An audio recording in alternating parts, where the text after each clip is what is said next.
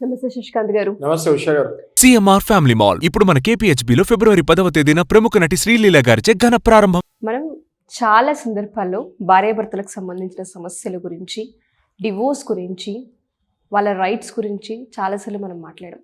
ఒక చిన్న వీడియో నేను మీకు చూపిస్తానండి. నేను ఆ వీడియో చూసిన తర్వాత ఒక ఆడపిల్ల ఆవేదన, ఆ పిల్లకి ఎటువంటి రైట్స్ ఉంటాయి, ఎలా ఫైట్ చేయాలి ఏంటి అన్న దానిపైన అడగాలనిపించింది. ఫస్ట్ వీడియో చూపిస్తాను. నా పేరు రమ్య అండి. సో నాకు మ్యారేజ్ 2021 అక్టోబర్ 13 మ్యారేజ్ అయింది. సో నాకు ఇప్పుడు ప్రజెంట్ హెల్త్ ఇష్యూ ఉంది. అంటే 2023లో దానివల్ల నాకు 2 కిడ్నీలు అనేది డ్యామేజ్ అయ్యాయి. సో ఆ ప్రాబ్లం రావడం కారణం మెయిన్ మా తింటి వాళ్ళు. సో కట్టం ఇంత తెచ్చేవనేసి డైలీ నాకు రోజు టార్చర్ అనేది చేసేవారు. సో అత్తయ్య, మావయ్య, మా హస్బెండ్, సో ఇద్దరు ఆడబుట్టులు, మా రెండో హస్బెండ్ వాళ్ళ హస్బెండ్. సో డైలీ వచ్చి ఎంత కట్నం తెచ్చావు అనేసి రోజు అంటే తినడానికి కూడా తిండి లేకుండా అంతలా చేసేవారు. ఈ రోజులో మంచి ఇదిగా ఉండేది కదా. అలాగా డైలీ టార్చర్ చేయడం వల్ల అమ్మ నాకు చెప్పుకునే స్థితిలో ఉండేదాన్ని. ఏమేమి చెప్తే చూడు ఇలా చెప్పారు అలా చెప్పారు అంటారని. సో ప్రతి ఆడపిల్లకి ఇలా జరుగుతుంది తెలుసు, మనం చాలా దగ్గర చూసాం.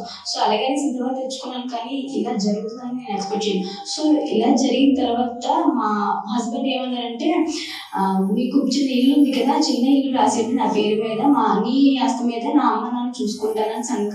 సో నా ఆయనకు ఒక చెల్లి ఉంది, తన వివాహం జరిగిన తర్వాత ఏదైనా మా ముగ్గురికి అక్క చెల్లి కదా, సో సెటిల్ చేసి మనకు పెడతారంటే, అయితే నేను ఇప్పుడు ఆస్తి అనేది రాయట్లేదు. అలాగే ఆస్తి అనేది ఇప్పుడు అనగానే అయితే 2 days నుంచి అప్పటి నుంచే 2 సార్లు చెప్పారు, విడాకులు ఇస్తాను నీకు, విడాకులు ఇస్తాను అనేసి 2 సార్లు అనేది చెప్పడం జరిగింది. సో అలాగా ప్రతిరోజు ఎంత పని చేసినా ఏం పని చేసేది కాదు అనేసి రోజు నాన్న తిట్టేవారు.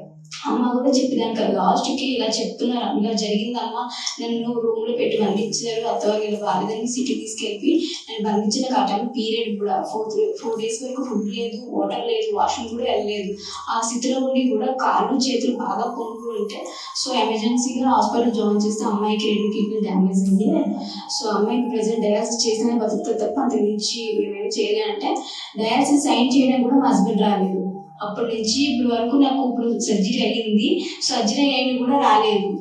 నాకు నిన్న లాయర్ నోటీస్ పంపించి అమ్మాయితో నాకు విడాకులు కావాలని లాయర్ నోటీస్ పంపించారు.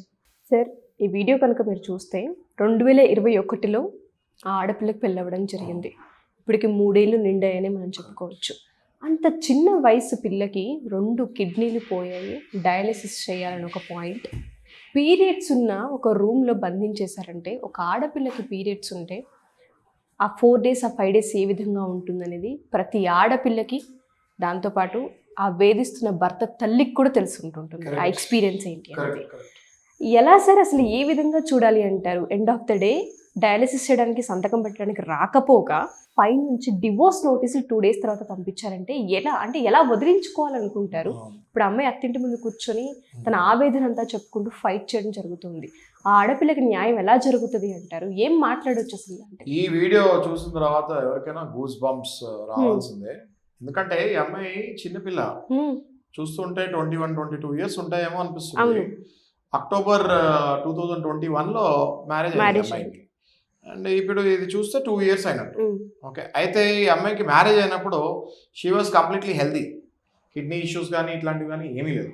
ఓకే, అయితే ఈమె చెప్పిన దాంట్లో మనం చూస్తుంటే Day 1 నుంచి ఈమెకి వరకట్న వేధింపులు ఉన్నాయి. ఓకే, డౌరీ ప్రొహిబిషన్ యాక్ట్ కింద సెక్షన్ 2, 3, 4 ఇవన్నీ కూడా అప్లికబుల్ అవుతాయి డౌరీ ప్రొహిబిషన్ యాక్ట్ కింద.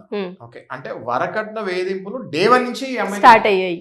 ఏది, నాకు డబ్బులు కావాలి, నాకు ఆస్తి కావాలి, నాకు కట్నం కావాలి అన్నది ఆ అమ్మాయి క్లియర్గా చెప్తూ ఉంది. అయితే ఈ అమ్మాయి కూడా భరిస్తూ వచ్చింది ఇన్నాళ్ళు. ఎందుకంటే వీళ్ళు ముగ్గురు సిస్టర్స్ పెరిగారంటే కష్ట సుఖాలు అన్నీ ఆ అమ్మాయికి తెలిసి ఉంటుంది. ఇప్పుడే నేను మా ఇంట్లో అడిగితే పెళ్ళి ఇంకా 1 year కూడా అవ్వలేదు, మా ఇంట్లో అడిగితే పెళ్ళిళ్ళు అయిన తర్వాత అందరికి ఈక్వల్ గా ఇస్తారు కదా అని కూడా చెప్పింది. హస్బెండ్కి ఏం చెప్పింది, ఇప్పుడు నాకు ఇంకొక చెల్లి ఉంది, ఆ చెల్లి మ్యారేజ్ అవగానే ఇంకా ఆస్తులు ఏదున్నా కూడా మా అమ్మాయిలకే, మనం అప్పుడు తీసుకుందాం, మనకు కావాల్సిన డబ్బులు మనకు అప్పుడు వస్తాయి, మనం తీసుకుందాం అని చెప్తే వాడు ఇనే పరిస్థితిలో లేడు.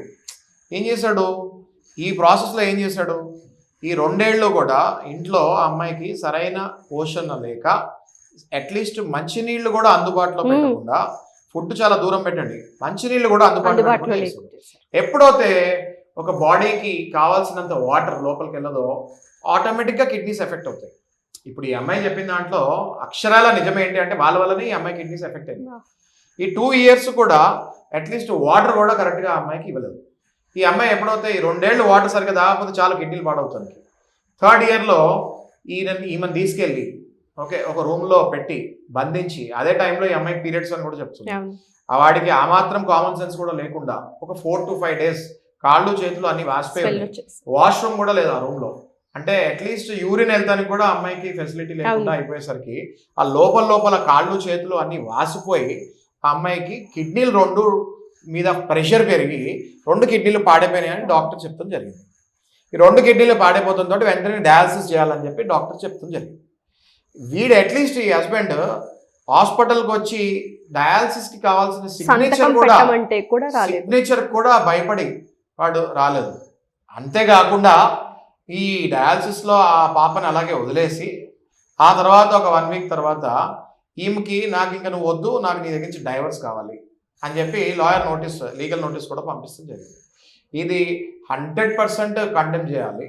ఇట్లాంటివి జరగకుండా ఉండాలి అంటే ఈ అమ్మాయికి ఎవరు లేరనుకుంటున్నాడా, లేకపోతే ఈ అమ్మాయికి దిక్కుముక్కు లేదనుకుంటున్నాడా, లేకపోతే చట్టం నాకు ఒకటికే తెలుసు అనుకుని ఎవరినో వెళ్ళి లాయర్ని అప్రోచ్ చేసుకుని డైవర్స్ నోటీస్ పడేగానే డైవర్స్ వచ్చేస్తుంది అనుకుంటున్నాడా? ఎట్లా సార్, అది చాలా రాంగ్. హెల్త్ ఇష్యూ కంప్లీట్ గా పోయింది. చిన్న వయసులో ఇంత డ్యామేజ్ చేశాడు ఆ పిల్లకి. ఆ పిల్లకి ప్రపంచం అంటే ఏంటో కూడా సరిగా అర్థం కాని పరిస్థితి కనిపిస్తుంది. ఆడపిల్ల జీవితాన్ని 3 ఏళ్ళు చిత్రహింసలు పెట్టి ఇవాళ సంబంధం లేకుండా డివోర్స్ ఇస్తాను అంటే వాడిని ఏ విధంగా మనం చూడాలి? అసలు దీన్ని ఎలా ఎన్కౌంటర్ చేయాలి అన్నది ఆ అమ్మాయికి సుమన్ టీవీ ద్వారా నేను చెప్పేది ఏంటి అంటే, ఒక మంచి లాయర్ని అప్రోచ్ అయ్యి ఈ అమ్మాయి చేయాల్సిన విషయం ఏంటి అంటే, ఫస్ట్ చేయాల్సింది ఏంటంటే వాడి మీద ఇమ్మీడియట్గా 498A plus dowry prohibition act కింద సెక్షన్స్ కింద ఫస్ట్ పోలీస్ స్టేషన్లో వెళ్ళి కంప్లైంట్ ఇవ్వాలి. ఎఫ్ఐఆర్ రేజ్ చేయాలి ఆ హస్బెండ్ మీద. వెంటనే డొమెస్టిక్ వైలెన్స్ యాక్ట్ కింద మళ్ళీ ఇంకొక కేసు బుక్ చేయాలి. ఆ డొమెస్టిక్ వైలెన్స్ యాక్ట్లోనే నాకు కావాల్సిన షెల్టర్, ఫుడ్ ఈ 2 ఇమ్మీడియట్గా నువ్వు నాకు ఇవ్వాలి, భర్త కాబట్టి ఈ 2 నాకు ఇమ్మీడియట్గా కావాలని ఇంకో కేసు రేజ్ చేయాలి. రెస్ట్రిక్షన్ ఆఫ్ కాంజుగల్ రైట్స్ అంటే నువ్వు డైవర్స్ నోటీస్ పంపించావు, నాకు ఇంట్రెస్ట్ లేదు, నాకు ఈ పెళ్లి బ్రేక్ చేస్తాను, నాకు ఇంట్రెస్ట్ లేదు, ఈ పెళ్లి నేను కంటిన్యూ చేయాలనుకుంటున్నాను అని చెప్పి రెస్ట్రిక్షన్ ఆఫ్ కాంజుగల్ రైట్స్ అని చెప్పి ఇంకో కేసు బుక్ చేయాలి. మెయింటెనెన్స్ నెల నాకు నీ వల్ల ఆరోగ్యం దెబ్బతినింది కాబట్టి నెల నాకు ఇంత ఖర్చు అవుతుంది అని ఒక అమౌంట్ డిక్లేర్ చేసుకొని నాకు ఈ అమౌంట్ నెల నీ దగ్గర నుంచి రావాలి అని చెప్పి మెయింటెనెన్స్ కేసు బుక్ చేయాలి. 4 కేసెస్ బుక్ చేయాలి. 498A అంటే ఈ క్రూయాలిటీ, వరకట్న వేధింపులకి, డొమెస్టిక్ వైలెన్స్ అంటే గృహ హింస, నాకు షెల్టర్ కావాలి, నాకు ఫుడ్ కావాలని. Next restitution of conjugal rights అంటే నా మ్యారేజ్ నువ్వేవాడు బ్రేక్ చేస్తానికి, పెళ్లి చేసుకున్నావు, నాకు డైవర్స్ ఇష్టం లేదని చెప్పాలి. నెక్స్ట్ మెయింటెనెన్స్ అంటే నెల ఆదరణ కావాలి, అంటే ఫైనాన్షియల్గా ఇంత సపోర్ట్ కావాలి. ఈ 4 కేసులు వాడి మీద వేసేసి వాడిని ఇమ్మీడియట్గా ఆ కేసులు రేజ్ చేపిస్తే కానీ వాడికి బుద్ధి రాదు. సో ఇది చేయాలి. ఇప్పుడు వాడు ఏదో చాలా చిల్లరగా వెళ్ళి డైవర్స్ నోటీస్ పంపించేస్తే యాక్సెప్ట్ చేసే అవసరం లేదు. ఆ అమ్మాయి వీడియో కనుక చూస్తే దయచేసి మన దగ్గరికైనా వస్తే మనం ఈ 4 కేసులు ఇమ్మీడియట్గా వాడి మీద బుక్ చేసి వాడికి 7 చెరువులు నీళ్ళు తాపిస్తాం. అండ్ అదే కాకుండా how dare he confines that girl in a room, fundamental right. నా స్వేచ్ఛ, నేను ఎక్కడైనా వెళ్ళచ్చు, నా స్వేచ్ఛ. భార్య అయినా, తల్లి అయినా, కొడుకు అయినా, నువ్వు ఒకటి రూమ్ లో లాక్ వేసే అర్హత, హక్కు నీకు లేదు. అది ఫండమెంటల్ రైట్ టు ఫ్రీడమ్. అంటే నువ్వు ఎటైనా తిరగచ్చు, నువ్వు ఎటైనా వెళ్ళొచ్చు, నిన్ను ఆపేసావు. ఫండమెంటల్ రైట్ ని కూడా కాలరాచావు నువ్వు. దాని కింద కూడా నీ మీద క్రిమినల్ కేసు బుక్ చేయొచ్చు. అసలు ఆ అబ్బాయికి సాలిడ్ కేసెస్ బుక్ చేసి సరైన బుద్ధి వచ్చేటట్టు చేయొచ్చు ఉష గారు. అంటే పేరెంట్స్ కూడా తెలియకుండా ఒక ఇన్సెక్యూరిటీ అనేది వస్తూ ఉంటుంది. ఈ వీడియో కనుక మనం చూస్తే కింద కొంతమంది కామెంట్స్ ఉన్నాయి, ఆయన డివోర్స్ ఇస్తారన్నప్పుడు తీసుకోవచ్చు కదమ్మా అని అంత ఈజీగా మాట్లాడుతున్నారు. ఎలా సార్, ఎలా తీసుకుంటాం అసలు? జీవితమే నాశనం అయింది. ఫస్ట్ కామెంట్ మనం చూస్తే అది కూడా చదివాను, అందుకే పెట్టిన కామెంట్ అది.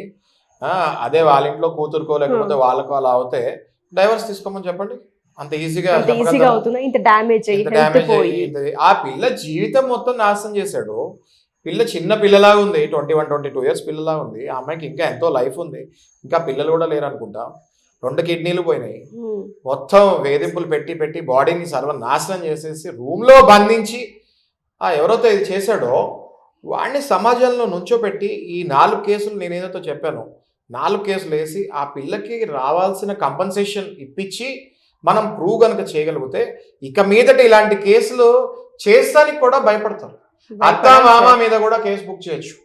ఈ కేసులో ఇప్పుడు నేను చెప్పిన దాంట్లో 498A డొమెస్టిక్ వైలెన్స్ లో అత్త మామ వీళ్ళ పేర్లు కూడా అందులో వేసి సరైన బుద్ధి వచ్చేటట్టు వాళ్ళకు కూడా మనం చేయొచ్చు. Wonderful sir, thank you so much. ఎందుకు అంటే చాలా మంది ఆడపిల్లలు న్యాయం ఎక్కడ జరుగుతుందో తెలియక ఎటువంటి న్యాయస్థానాన్ని అవలంబించాలో అర్థం కాక కన్ఫ్యూజన్లో బలహీనత మీరు పడిపోయి. చెప్పిన పాయింట్ చాలా కరెక్ట్ ఉషా గారు. నా దగ్గరికి చాలా మంది క్లయింట్స్ వస్తూ ఉంటారు.